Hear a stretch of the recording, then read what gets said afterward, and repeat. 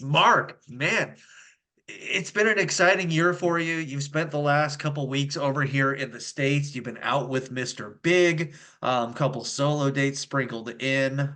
Just tell me about what experience has been like for you so far this year, because you started the year off one hell of a way.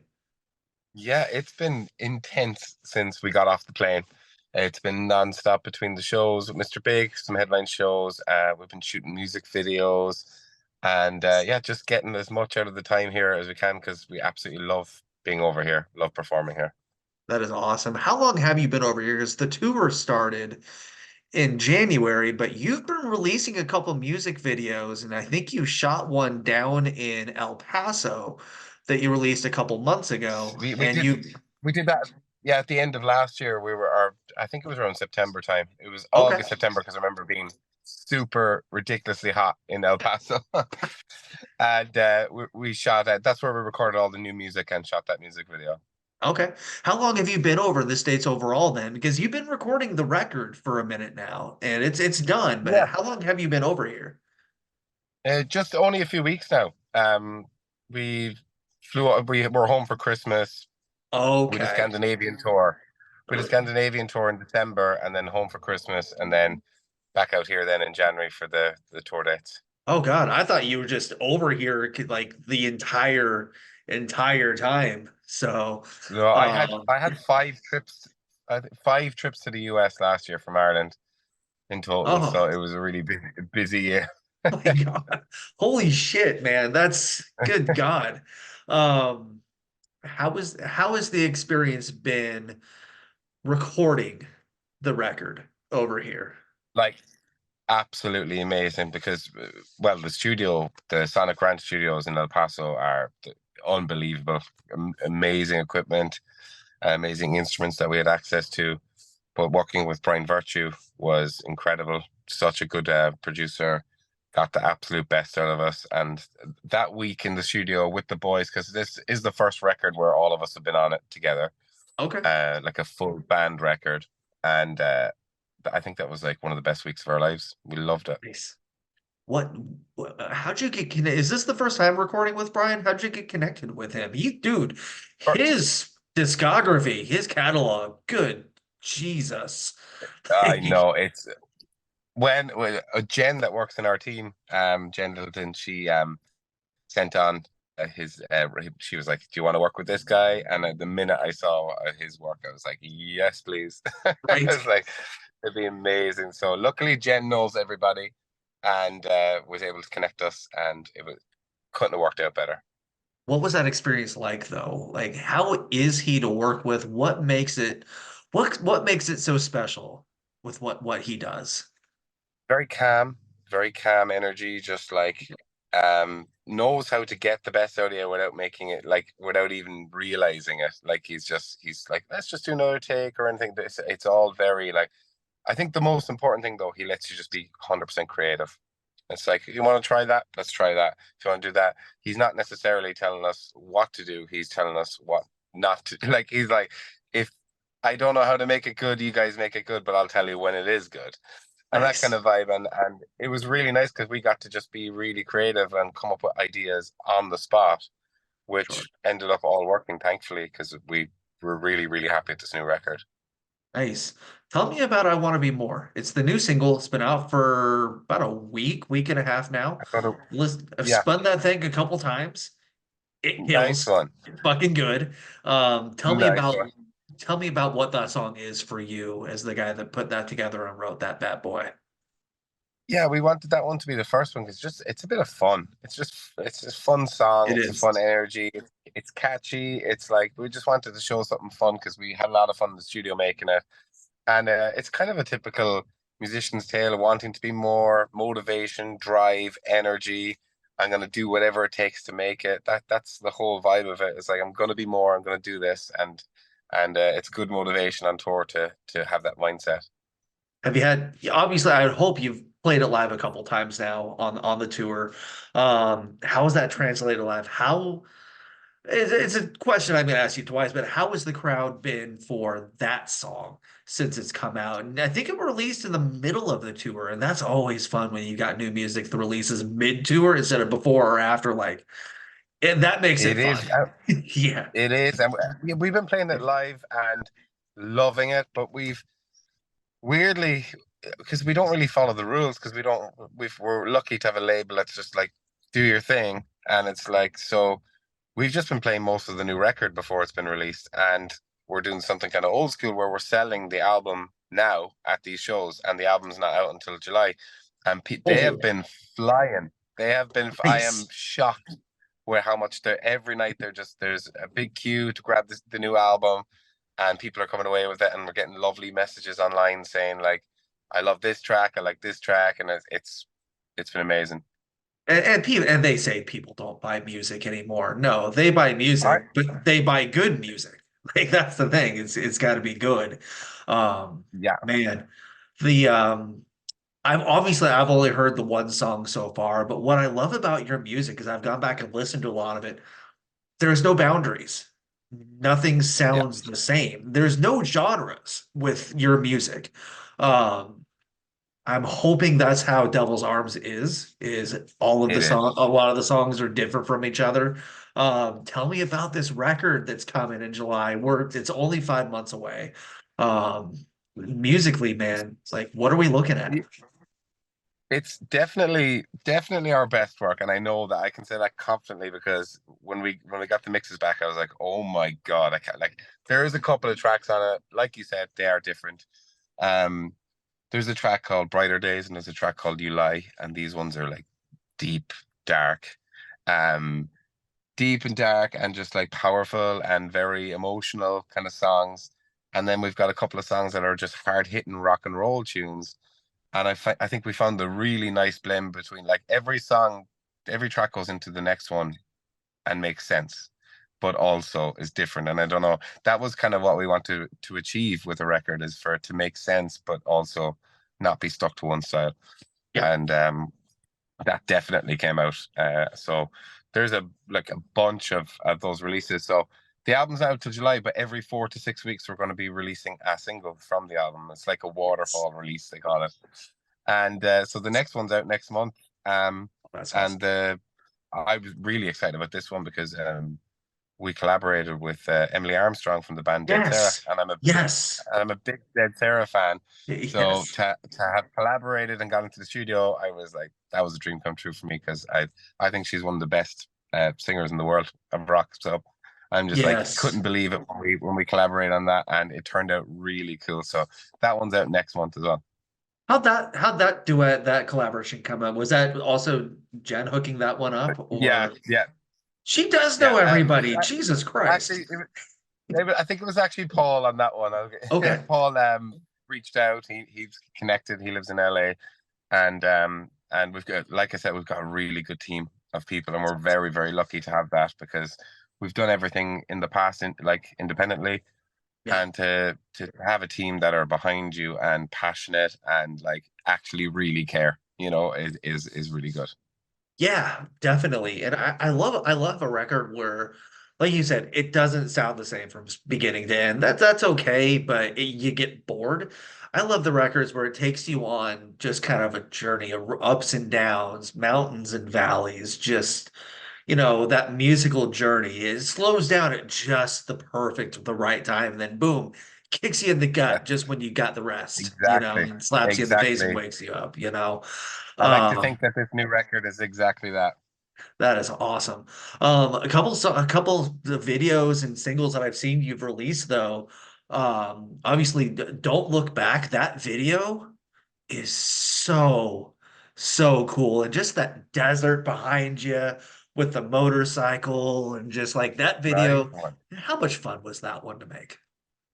Oh, so much fun. And it was hot and it was sweaty, but it was worth it. But yeah, wearing my leather jacket out in the desert, and as an Irishman, not used to that kind of heat. Right. But we survived it, and it turned out really, really cool. Messiah is one of my favorites because it's beautiful. It is so Thank you so much. with the choir and then the acoustics and then the video with the filters and the effects, the old school camcorder looking shots with the timestamp at the bottom, man. You guys killed Right. that one. That is so cool. It is one of my Thank favorite songs you've done because it's just so it's so artistic and so creative. It's a song that kind of slipped under the radar when we released it because I was like, this is such a different kind of track. People are not going to get it. But it's funny that you should just say it there now because I've been talking to a few people lately and they're like, I've been listening to that Messiah song and they really Yeah. like it. So it's a slow burner. And I feel like when we release the next record, maybe some people are going to go back and check that one out because I really love that one. I love the heavy stuff, but I'm a sucker for a good acoustic ballad that just, man. Some of my favorite songs by my favorite artists and bands are the ballads and the softer ones. And God, Me too. and Me oh, and too. I go crazy when they release an acoustic version of a song because yes, I get so Yeah. excited. Um, but tell me about the crowds on the Mr. Big tour. Tell me about how you landed that tour, what the shows have been like. Because I've heard they're a band that like everyone knows who they are, but they have a very die-hard, dedicated fan base.